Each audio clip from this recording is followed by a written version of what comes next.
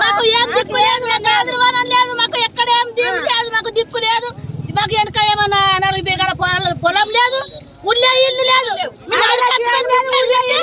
మేము ఉల్లే పోయినా ఇల్లు అడకచ్చుకొని మేము బుక్కేది తింటే మీరంతా చూస్తారు. 10 ఏళ్ళ 50 ఇల్లు కట్టిస్తాను.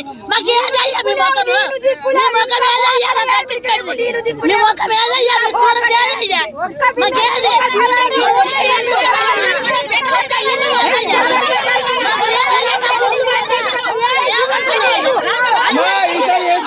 చెల్లెళ్లకు, అన్నదమ్ములకు మరియు పత్రికా సోదరులకు, వేదిక మీద ఉన్న గౌరవ పెద్దలకు, మరి ఇక్కడ మాకు ఎప్పటికప్పుడు సలహాలు ఇస్తున్న విశ్రాంత ఉపాధ్యాయులు సుదర్శన్ సార్ గారికి, మా సోదరుడు సుభాష్ జాదవ్ గారికి, మీ అందరికీ ఈరోజు టీఆర్ఎస్ ప్రభుత్వం ఏదైతే మనకు మోసపూరిత హామీలు ఇచ్చిందో దాంట్లో భాగంగా మనం అందరము ఈరోజు ఇక్కడికి రావడం జరిగింది.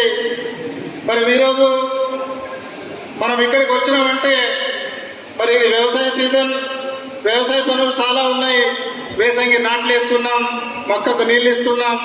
కానీ మన ఈరోజు దినసరి కూలీ వదిలిపెట్టుకొని మరి రైతులు, చిరు వ్యాపారులందరూ ఇక్కడికి వచ్చి తమ నెల సంపాదనలోని ఒక్కరోజు ఈ మీటింగ్ కొరకు మరి ప్రభుత్వంపై నిరసన తెలపడానికి వచ్చినందుకు మీ అందరికీ శిరస్సు వహించి నమస్కరిస్తున్నాను.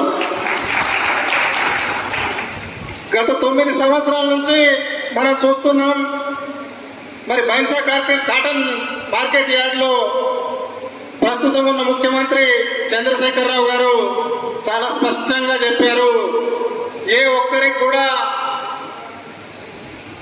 ఇల్లు లేని వారు ఉండకూడదు, అందరికీ డబుల్ బెడ్రూమ్ ఇల్లు కట్టిస్తాం.